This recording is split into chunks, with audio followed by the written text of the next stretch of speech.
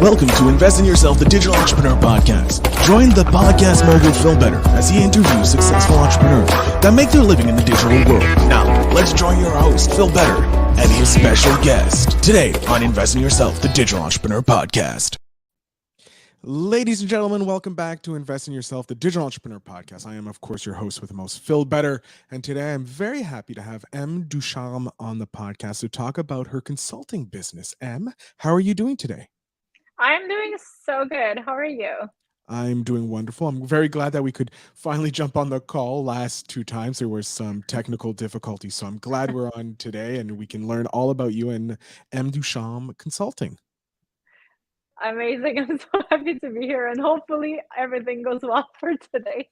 I'm pretty sure it will. We got about 45 minutes before apparently a storm hit. So we'll go get through this like we can. Em, could you just quickly introduce yourself to my audience so they know a bit about yourself? Of course. My name is Emily Em Ducharme. The M is my nickname. Everyone calls me Em. I'm French Canadian. I grew up in a village, a French village in Quebec. And I started my first business when I was 19 years old. I had my first restaurant. So I've been an entrepreneur for quite a while. I actually probably doesn't look my age because I sleep, beauty sleep. That's my number one rule. But I'm 34 years old now since a few days ago. It's the first time I say my age out loud.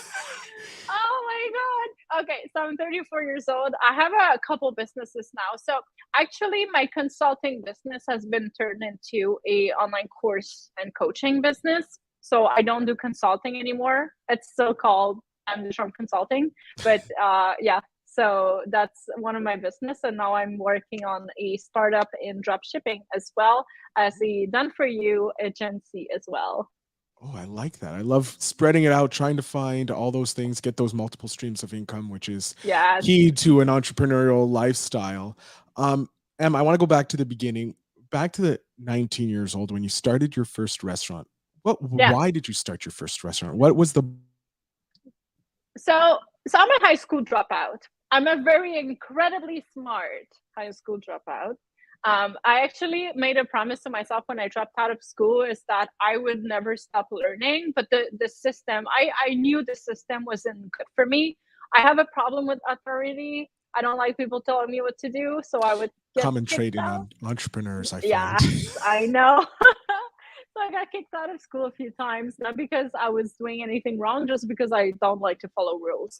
And then they wanted to teach me a lesson. And then at some point I was like, you know what, I'm just never going to go back to school. But I decided to continue learning. And like, I learned, still today, I learn every day. This is my number one priority in life. But when I was 18 years old, I started working in bars industry. I was offered a position into a really trendy restaurant into Montreal, and then they promoted me as the manager of their lounge. And then when I was working there was this movie producer from Los Angeles that came to open a restaurant in Montreal, and he had no idea how to open a restaurant or run a restaurant. He didn't know anything about restaurants, and he wanted me to partner with him. And I said yes. But then 2 weeks after opening the restaurant, my mom called me and she told me she had 6 months left to live because she was diagnosed with stage 4 cancer. And I decided to change my life completely. So I went from party girl who has too much power, too young. I don't know what I would be today, but I would probably not look like this. There'd be a bit more wear and tear possibly on the body. Probably. I was going to bed a bit later than I do now. So I changed my life and it made me be interested into health and fitness because my mom was sick and I didn't want to be sick. I started learning how to cook. I started learning about pathology. I started learning about online marketing, all these things. And then I started wanting to make money online so I can take care of my mother.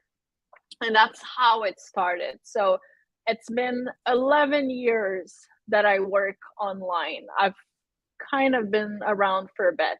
Instagram was like a platform where people were posting ugly pictures of their meals back then. Yeah, I remember the beginning of Instagram. It was nothing but food. What is someone eating? And it's always scary to think about. Like, I talk with some entrepreneurs who are just starting. They're like in their 19, 20, and they call it like a Facebook app. It's not, like I grew up with the Facebook web base. Like that's how old. And now they're calling it an app, and I'm like, oh God. So yeah, just remembering when Instagram was. Do you remember when we couldn't write comments on status, so we had to post on other people's wall? Yeah. Hey, what are you doing tonight? Do you want to come out? There was no messages. You're just having a conversation, posting back and forth. And I get that some in my memories. I'm like, what are they talking about? Why can't I see what I said to this? I want to know the full conversation. Yes. So weird being in the next seeing the evolution of some of the web. Which it's interesting because you started a web-based business because you wanted to be there for your mom, to be able to help your mom take care of her. So it wasn't because you wanted more money or anything like that. It was more out of an altruistic place. Mm-hmm. Yeah, but it's never been about the money because I didn't even know what money was. Like, I grew up on a farm. I grew up in a village. I never had seen fancy cars and fancy things. Like, I didn't know what it was. So I was never something that motivated me until I started hanging out with wealthy people. And then I was like, just like a part of their lifestyles. And I was like, oh my God, like, this is weird. And then I got used to it. And then I got used to it. You know, that's generally how it is. And it goes back to an important thing. You are the result of the 5 people that you hang around with, or the 5 to 10 people that you hang around with. And the fact that you were with these wealthy people living their lifestyle, you understood and you were able to connect with them and make those connections to help you further along in your business. So now that you're transitioning from a consulting part, what were you doing in the consulting world? Like, how were you consulting? So it's been a while that I've transitioned. I stopped taking clients in 2020. Once COVID started, that's when I stopped taking clients. And then I was like, I'm going all in into turning my knowledge into online courses. And I have about 12 online courses now. So I pushed everything that I had while people were complaining on the internet about COVID. I was like, I'm going to make money. I'm going to make money. And now I'm like, oh, okay, I don't need to work anymore. You get to get that extra hours of sleep now and be rested. So I was a consultant because I worked in the finance industry, but my entire life has been accidents. Everything that I've ever became, every title that I've ever had were accidents. Like, all of a sudden I'm an investment broker. All of a sudden I'm a VP of business development for an investment firm. I don't know what I'm doing, but I literally, everything happened by accident because I love to learn and I go get what I want all the time. So it's just my life is a series of accidents that made me very rich and happy. Hey, that's the dream, right? Get to the happiness, the money will flow from it. Yeah. So when you were doing consulting services, what were some of the common issues that you were solving for people? So mostly back then, it would be how to turn their knowledge into digital assets, like online courses and stuff like that. A lot of experts, a lot of leaders that don't have time to, I was working with very high profile speakers that didn't have time to turn their knowledge into online courses and have other streams of income. So I was kind of jumping in. I work with product-based companies. I was really, I'm very creative with marketing. So I have ideas that I'm like, oh, this would be so fun. I'm like, how did you think of it? I don't know. So just popped in the head. It's an accident. But that's one of my gifts that I realized that my creativity, I have ideas that are really profitable because they're unique. So a lot of people would come into my world like, my marketing is bland, like I need some spice, and then I would help them put it back together. or like I feel like I'm stretched too thin and I want to see where I could make money. So I would audit their business and be like, if you change this, you turn this into a membership, you kill this, you include this, you're making $500,000 or more a year, and you have more time. And they're like, oh my God. So this is something that I think I was born with, because that's how my brain thinks. I can't do maths. Like, I cannot 1 + 1 = 5. Like this, I can't, like, there's a lot of things that I cannot do well, but the things that I can do well, I really own up to it. I know I'm the best at it. So I just focus on my zone of genius, and it made me grow really fast. I love that. I love how you focused in on what was unique to you, and you just 10x it. You went as deep as you could into it. Yeah. I'm wondering, since you've already transitioned, you went from being a consultant to creating this pretty much passive income where all you have to do is put money into marketing, going on to podcasts and that.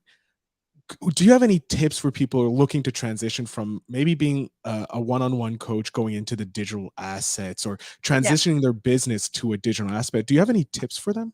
Yeah. Or a tip?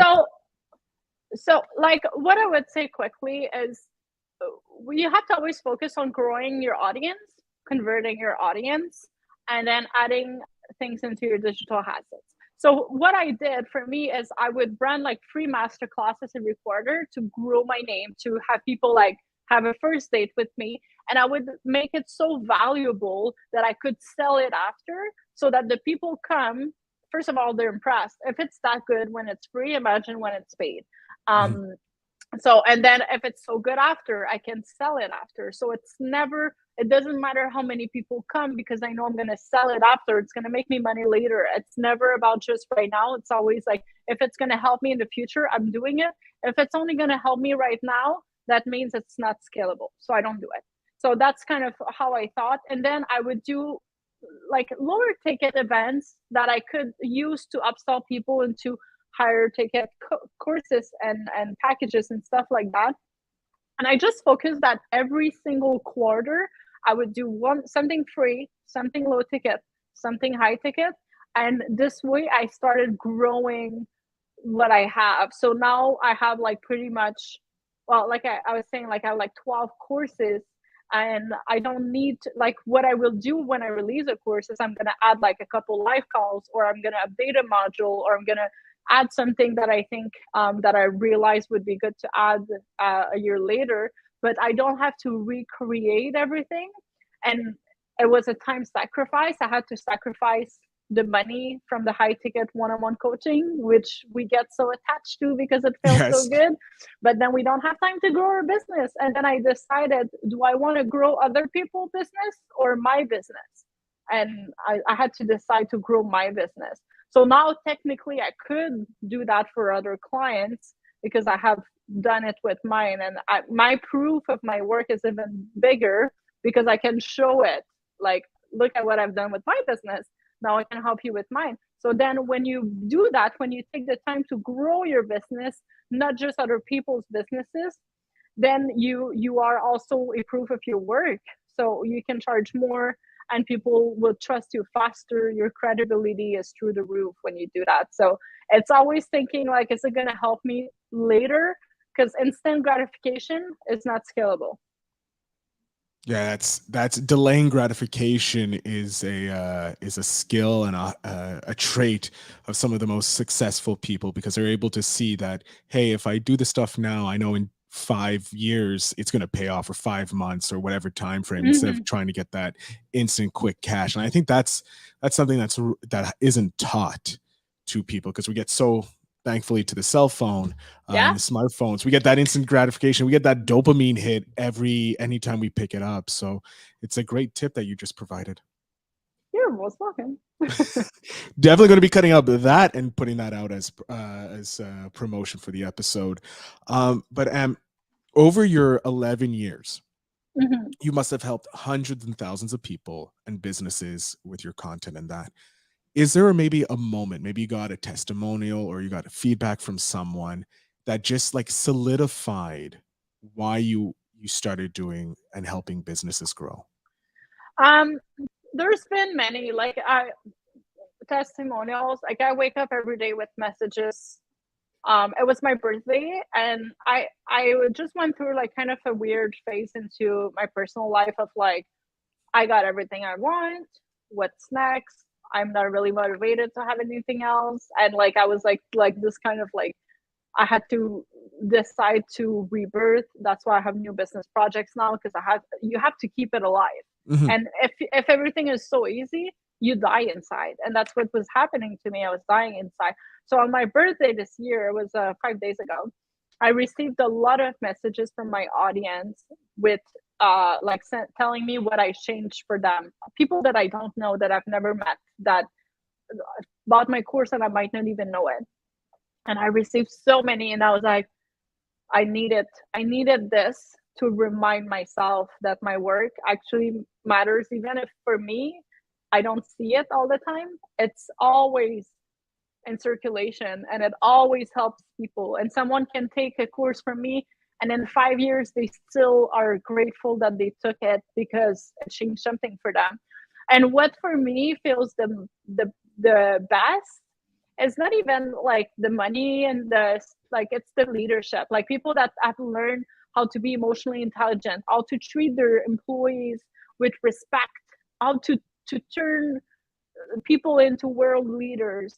I had a client who told me this week she got rid of her addiction because of my work with her. And that was not what we were working on, but just being in my energy inspired her to quit the drugs that she was doing, which I had no idea she was doing.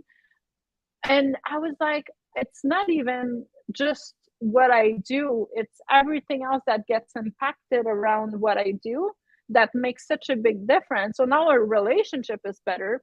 Her relationship with her kids are better, with her family is better. Like everything gets impacted when someone helps you change a big piece of your life. And what I sell is stuff related to business, but what it changed most of the time is way beyond business.